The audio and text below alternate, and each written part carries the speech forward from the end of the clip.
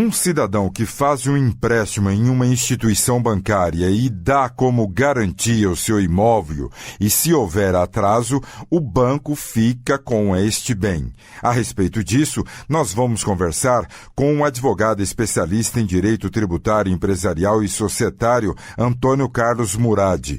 Doutor Antônio Carlos Murad, isso que eu disse chama-se alienação fiduciária. Primeiramente, o senhor poderia explicar o que é isso, o que ocorre? Vamos lá. A alienação fiduciária é uma forma de financiamento utilizada pelos bancos, que tem como especialidade subtração do imóvel antes de uma execução. Então, significa que é transferido o imóvel parcialmente em sua matrícula de registro de imóveis para o banco.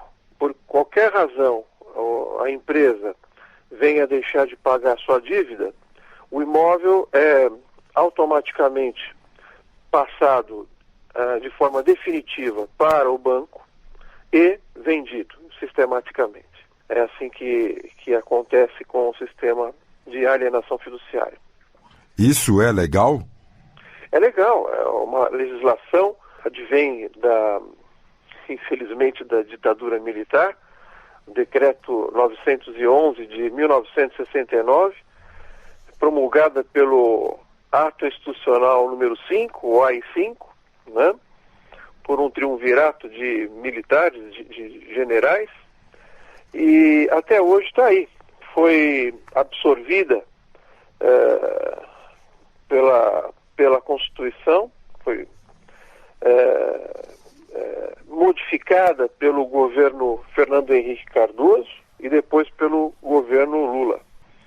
Mas na prática, doutor Murad, para resolver de vez daí acabar com a pessoa, de repente ela atrapalha financeiramente e deixa de pagar ali por um período e perde o seu único imóvel, ou não pode também perder o único imóvel. Como que fica essa situação? Vamos lá. Então, como é que funciona essa modalidade? É uma modalidade que vem sendo utilizada maciçamente por todos os bancos, porque dá uma garantia rápida de se restituir. Acontece que, como sempre, existem alguns desequilíbrios. A alienação fiduciária, ela permite, essa legislação permite que você, o banco, retire o imóvel do indivíduo devedor, seja ele pessoa física ou jurídica, pelo valor da dívida, sendo esse imóvel avaliado com valor infinitamente maior aquela dívida. O que significa dizer que o banco consegue amealhar um bem que vale, 10 milhões de reais por uma dívida de 1 milhão de reais. Ele acaba tendo um ganho de 9 milhões de reais sem qualquer tipo de possibilidade, né, contra qualquer tipo de princípio constitucional, etc. Estamos conversando com o advogado especialista em direito tributário, empresarial e societário, Antônio Carlos Murad, ele que fala a respeito da alienação fiduciária. Para que o banco pegue esse imóvel dado como garantia por um financiamento, por um empréstimo na instituição bancária, o Dr. Murad, precisa daquele atraso de 3 meses, no 4º mês o banco já pega o imóvel, é desse jeito ou não?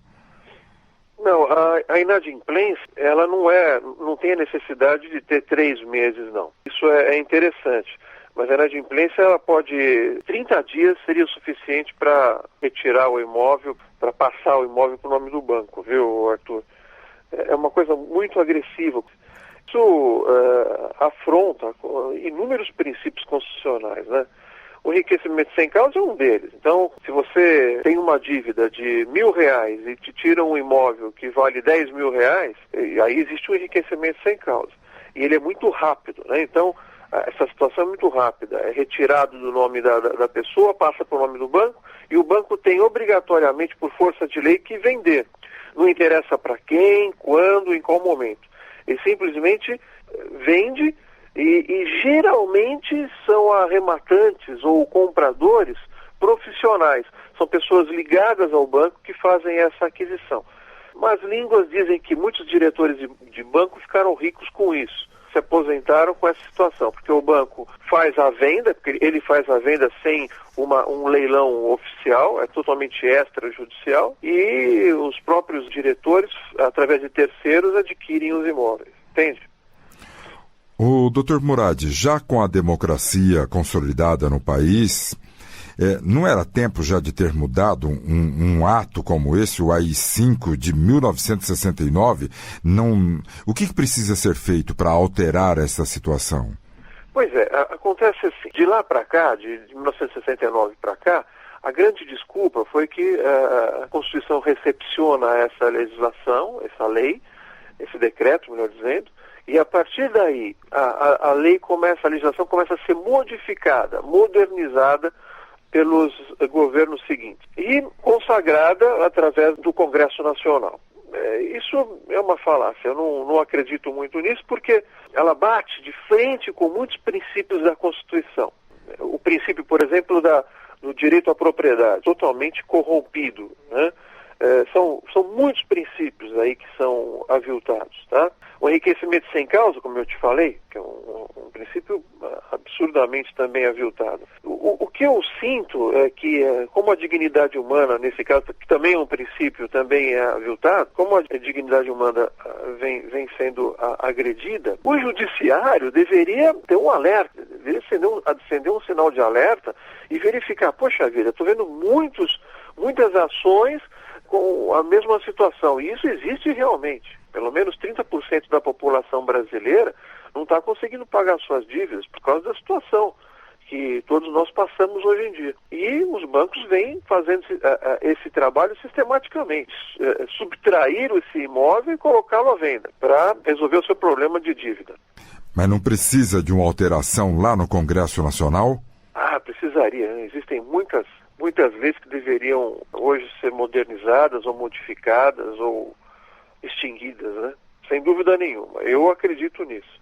Eu acho que poderia até existir uma modalidade como essa, a alienação fiduciária, desde que fosse respeitasse o devedor e respeitasse o credor. Mas nesse caso não vem respeitando. Eu vejo muitos clientes do nosso escritório perdendo seus imóveis, que valem 100%, o valor de 100, perdendo por 10. E o banco ficando com os outros 90. Isso é um absurdo. Muito bem. Nós conversamos com um advogado especialista em direito tributário, empresarial e societário, o Dr. Antônio Carlos Murad, que falou a respeito da alienação fiduciária. Para ele, precisa alterar esta lei porque ela vem por um decreto de 1969, o AI-5, o ato institucional. Dr. Murad, muito obrigado pela participação do senhor. Obrigado a você, Arthur.